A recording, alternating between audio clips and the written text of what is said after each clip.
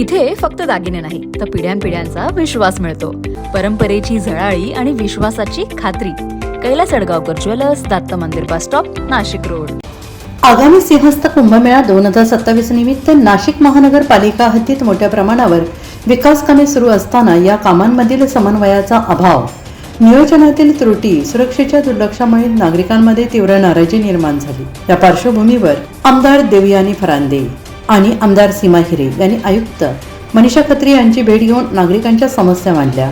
सिंहस्थच्या दृष्टिकोनातून नाशिक शहरामध्ये राज्याचे लाडके मुख्यमंत्री देवेंद्रजी फडणवीस यांच्या माध्यमातून नाशिक जिल्ह्याच्या विकासासाठी खूप मोठ्या प्रमाणामध्ये निधी देण्यात आलेला आहे. त्याच्यामध्ये नाशिक शहरातले रस्ते, काही ठिकाणी डांबरीकरण, काही ठिकाणी कॉन्क्रिटीकरण आणि काही सर्व्हिसेस टाकणं, हे देखील काम मोठ्या युद्ध पातळीवरती सुरू आहे. म्हणजे अनेक ठिकाणी आज असं झालेलं आहे की शहरामध्ये 30-35 वर्ष जुन्या पाण्याच्या लाईन्स होत्या, पाणी पुरवठ्याच्या मोठ्या तक्रारी आहेत, ड्रेनेजच्या तक्रारी आहेत, ड्रेनेजच्या लाईन्स जुन्या झालेल्या आहेत आणि त्यामुळे ह्या कुंभामध्ये पाणी पुरवठ्याच्या लाईन्स असतील, ड्रेनेजच्या लाईन्स असतील, MSCBच्या लाईन्स असतील, केबल्स असतील, ह्या सगळ्याच गोष्टी बदलण्याचं काम आज मोठ्या प्रमाणामध्ये घेण्यात आलेलं आहे. परंतु जी सगळ्यात मोठी अडचण जाणवते ती फील्डवरच्या ऑफिसर आणि सिटी इंजिनियर यांनी सगळ्यांचं नियोजन करून या सगळ्या विषयामध्ये जे ऑर्गनाइज्ड पद्धतीने सगळं प्लॅनिंग करून मग फील्डवरती जायला पाहिजे, मग रस्त्याची खोदाई करायला पाहिजे आणि मग त्याचं काम व्हायला पाहिजे, असं कुठेही होताना दिसत नाहीये.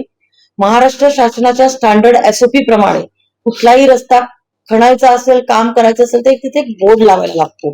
किती तारखेपासून काम सुरू होतंय, किती दिवसांमध्ये काम संपणार आहे आणि कॉन्ट्रॅक्टरचं नाव. आज शहरामध्ये एकाही ठिकाणी बोर्ड नाहीये.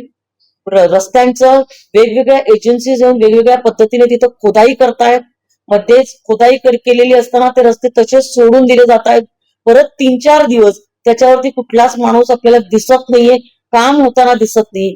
हा जो सगळा प्रशासनाच्या नियोजनामधला जो अभाव आहे त्याच्यासाठी आम्ही आज आयुक्तांची भेट घेतलेली आहे. याच्यामध्ये ऑफिसमध्ये बसून आधी खूप मोठं सूक्ष्म नियोजन याच्यामध्ये करण्याची आवश्यकता आहे, जेणेकरून रस्ता खोदाई केल्यानंतर 8 दिवसामध्ये परत तो नागरिकांच्यासाठी चांगला करून किमान वाहतूक सुरळीत करण्याच्या दृष्टिकोनातून आपल्याला तो खुला करता येईल. परंतु आज रिफिलिंगचं पण काम जे आहे हे नीट पद्धतीने होत नाहीये. त्याच्या काळामध्ये काही अडचणी येत असतील, पण त्या अडचणी ऑफिसमध्ये आधी ऑफिस लेवलवरती सगळ्या गोष्टींचं नियोजन करून त्या दूर करून फास्ट ट्रॅक वरती रस्त्यावरती कामं कशी पूर्ण करता येतील ह्याच्यावरती प्रशासनाने जास्त वेळ खर्च करण्याची आवश्यकता आहे. परंतु आज तसं होताना दिसत नाहीये आणि त्यामुळे नागरिकांना खूप मोठ्या प्रमाणामध्ये त्रासाला सामोरं जायला लागतंय. धुळीचं मोठ्या प्रमाणामध्ये साम्राज्य झालेलं आहे.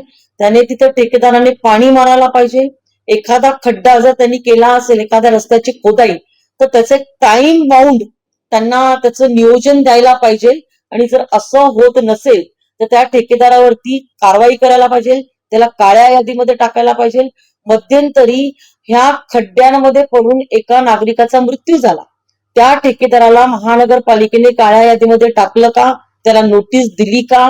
जो कोणी व्यक्ती कुठल्या कुटुंबातला गेला असेल त्याला काही नुकसान भरपाई महानगरपालिकेकडून किंवा त्या कॉन्ट्रॅक्टर कडून महानगरपालिकेने मिळवून दिली का?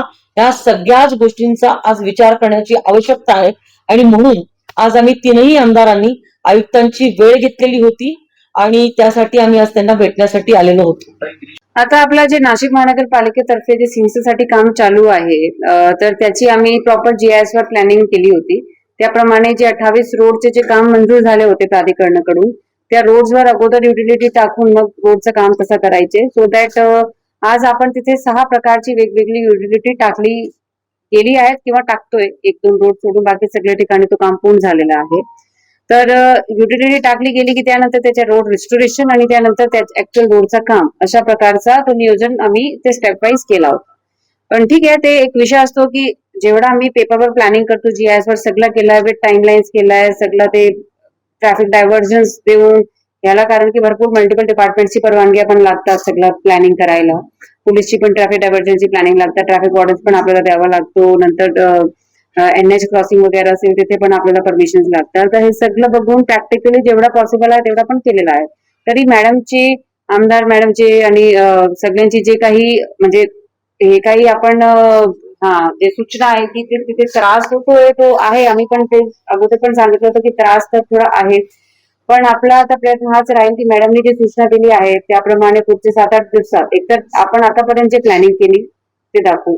त्या प्लॅनिंग मध्ये यांचे मॅडमचे जे सगळे विषय त्यांनी आणले आहेत ते कसं अजून इन्क्लूड करायचे ते इन्क्लूड करून मग तो पूर्ण प्लॅनिंग तसं दाखवू आणि त्याप्रमाणे पुढे आपण काम पण करू. ऑलरेडी तसे आपला म्हणजे प्रयत्न आहे, परंतु जसं तुम्हाला माहितच असेल की मॅन पॉवरची कमतरता म्हणजे आपल्याला आता फील्ड लेवलवरती जेई खूप कमी आहे. प्रत्येक साईडवर एक जेई असला पाहिजे, आपल्याकडे नाही पण. आता भरती प्रक्रिया एकदम अंतिम टप्प्यात आलेली आहे. या महिन्यात मे महिन्यात आपल्याकडे लोक जॉईन पण होते, तर भरपूर इम्प्रुव्हमेंट आपल्याला दिसायला अजून मिळेल आणि आपला तोच एक टार्गेट पण आहे की सगळ्यांची सूचनेप्रमाणे लोकप्रतिनिधींची सूचनेप्रमाणे इम्प्रुव्हमेंट करायचेच आहे. आयुक्त मनीषा खत्री यांनी या सर्व समस्यांची दखल घेत 8 दिवसात आवश्यक सुधारणा करून सविस्तर सादरीकरण करण्यात येईल असे आश्वासन दिले आहे. तसेच संबंधित विभागांमध्ये समन्वय साधून कामे अधिक प्रभावीपणे राबवण्याचे निर्देश दिले जाणार असल्याचं त्यांनी स्पष्ट केलं आहे. NCN न्यूजसाठी रोहन धानी, नाशिक.